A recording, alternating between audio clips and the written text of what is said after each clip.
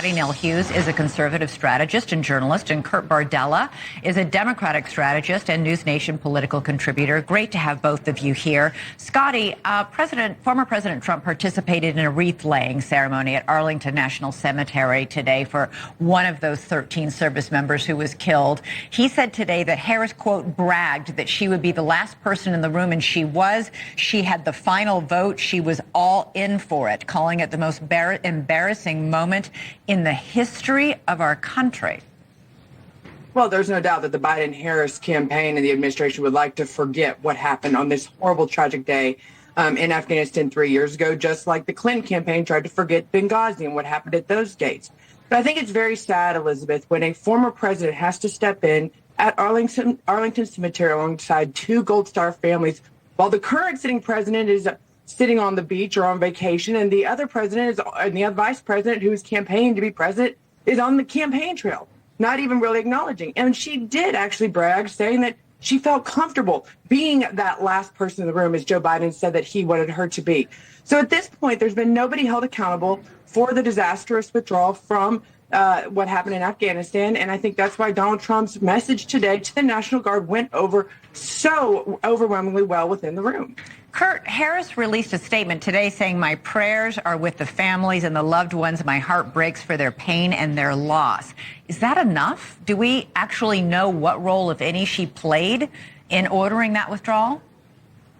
Well, we know that the president ordered the withdrawal. The president is the commander-in-chief. He ultimately has the military authority to do that. The vice president, technically speaking, is empowered to not do anything in terms of give military directives. If the vice president had military authority, Mike Pence would have been able to use the National Guard on January 6th. He wasn't. They were all too busy trying to get Donald Trump on the phone to tell him, please send help. Donald Trump ignored those calls. The buck stops with the president of the United States. And anyone shaking their head saying that didn't happen, just look at the transcripts from the January 6th committee. Every Republican, their text messages, their emails, they testify to this fact. That's what happened. Presidents are the commander-in-chief. The buck stops with them, period. Yeah, but Harris did say, I'm going to be in the room, the last person he hears when he makes these big decisions. Yeah, and that's what she has been. That's what an advisor does. That's so what doesn't she also share responsibility for what happened 3 years ago today? Yeah. Hey, she gave her advice. She told us what she thought should happen. Nobody thinks that the withdrawal of Afghanistan went in any shape or form good. Well, it was, there was a lot of bad things that happened there. But I do think that this was a president who said he's going to bring those troops home. He's going to pull us out of a war that no president before him, Republican or Democrat, successfully extricated ourselves from, and no other president or candidate ever expressed a vision of how to do it. Biden did the hard thing. And I think historically, yeah, there are some tough challenges there. It doesn't look great at times, but he got us out of there. He got our troops home. And the people who have those troops home today, those parents, those families are thankful to have their men and women back with them. All right, switching topics. Yeah, go ahead, Scotty. But can I correct one thing he said? Actually, according to the DNC platform that was just voted on 2 weeks ago, it boasts of Biden-Harris holiday withdrawal in Afghanistan. So yes, they have not, and it's very. I absolutely consider it appalling that you would bring in January 6th and you would disrespect the families who lost that day in Afghanistan by comparing nonsense. The two. Okay. When your guys out there saying that this is the biggest tragedy of all time, January 6th is the biggest tragedy that has happened on American soil, and your guys spearheaded it, and your guys sat there and do Scotty and Kurt. Hey, guys, no one can hear you if you're both talking at the same time, including me. So let's just move on now to my next subject. Scotty, Trump said today that ABC should not be hosting the debate and that he was still, quote, thinking about participating in it after he accused Harris of trying to change the rules. Might this debate not happen? Because this might be our only chance to see these two candidates talk about issues and debate each other. Well, it seems like that's exactly what the Harris campaign wants. They want to give every reason for Trump to push out so that they can claim a victory. And for good reason. I mean, let's remember, Harris absolutely lost her campaign in 2020 when Tulsi Gabbard put the final death nail in that coffin. And Joe Biden lost it in June, was when he lost his campaign. So I could see why Tulsi's trying to give every reason to not have Trump do the campaign. But let's talk about this debate and why going into it, it's already going to be unfair for Trump. And yet he's still saying he's going to be a part of it. Why is it unfair to Trump? Brazil, a great person who did leak the questions to Hillary Clinton that she admitted, and a former DNC chair. Okay, but that was Scotty, why is this debate going to be unfair to Trump? Well, because she's one of the panelists on that debate. She's No, already she's been agreed not. upon and posted as one of the panelists for this debate. No, she's Lindsey not. Davis just last week at the DNC compared Trump to the KKK. You're already going into. They're not hosts like you that has a good reputation of being fair. Hence why your debate was not at all criticized for being unfair. It was fair walking on the stage. This, he's going into it. He's still agreeing to it. But come on now. The Harris campaign has already backed out the Fox debate, and they're trying to make this as much as they can to push Trump out. He's going to continue going forward with it. Well, Scotty, just to be clear, Donna Brazile has nothing to do with the debate. The moderators are Lindsey Davis and She's David Muir. She's not one of the panelists. On it. No, she's not. She has no role in that debate. Okay.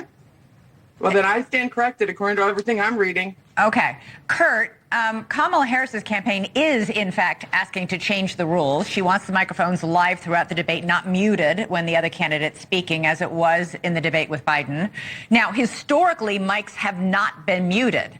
The Harris campaign released this statement today saying, our understanding is that Trump's handlers prefer the muted microphone because they don't think their candidate can act presidential for 90 minutes on his own.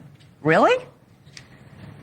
Well, I mean, what other reason is there for the divide between what Trump advisors are telling the press versus what Donald Trump said in the soundbite that played in the beginning of this segment, which is, at the end of the day, he doesn't really care if the mics are open or not. To him, that's not an issue. He's acknowledging, yeah, that's different than the last debate we did, but ultimately he seemed pretty fine with it in the statement that he gave that you played at the beginning of the show. I just want to point out one thing, too. Kamala Harris never agreed to a Fox News debate, so you can't back out of a debate that you never agreed to. Scotty, in 2020, Trump insisted the mics stay on in the debate. And he doesn't seem to sound like he cares. So why is this such a big deal for his own campaign?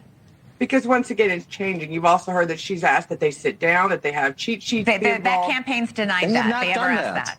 Well, once again, there's a lot of misinformation that's out there that's being put out by other press sources. Coming from one side, for the record. Kurt, let her speak. Hey, Kurt, let her speak. Well, once again, so this is obviously on both sides, but either way it goes, Donald Trump's going to stick to it, even if, regardless of who the moderators are. It's Kamala Harris who has a history of having very problematic issues at debates, and she's the one that obviously is worried about it. Listen, God forbid the mics are on and everybody hears the whole debate. That sounds like someone who's really afraid to debate Donald Trump. Well, it just sounds like what we used to do all the time in every single debate up until that last debacle of a debate in June, a debacle at least for Joe Biden, that ended in Joe Biden's candidacy. I guess that's something we can agree on. Trump spokesman Jason Miller said, quote, no changes to the agreed upon rules after the Harris campaign has begun debate. They're clearly worried, he says. They're concerned with what they're seeing in the debate prep, and they're looking for a way to get out of this debate with President Trump. Kurt, your response? I mean, it just seems like the Trump advisors are worried about what an open mic debate might mean for Donald Trump. I think that the statement that you read earlier pretty much says so. Hey, they don't believe that their candidate has the discipline and wherewithal to be able to go 90 minutes without saying stuff under his breath that will get picked up on a mic that'll turn off the voters. I think that's pretty transparent here. If that wasn't an issue, then they would say, yeah, bring it on. Like, why position yourself as afraid of an open mic? I just don't see how that makes any sense. 51 million people watched that first debate in June. This might be the only chance Americans get to watch these two people on a stage. I'm sure the one thing you both agree on tonight is it's really important that this happen, right? Yes. Absolutely. Scotty? I said absolutely. I think that is the one thing. Now, the question is, what's going to come out of the debate? Are we going to focus on the little off-mic comments to each other, or the jabs, or the body language, or actually the policy and are they going to be able to make the differentiate? And is Donald Trump going to end up fighting the moderators as much as he fights Kamala Harris on that stage? Well, you are both brilliant strategists in each of your political corners, and both of you know that Americans decide who to vote for, not just on policy, but on who they trust and who they like. Or that infamous thing, who they want to have a beer with, whatever it is. There's a lot out there that they decide upon. Scotty Nell Hughes, Kurt Bardella, thank you so much, both of you, for joining us. I really appreciate it.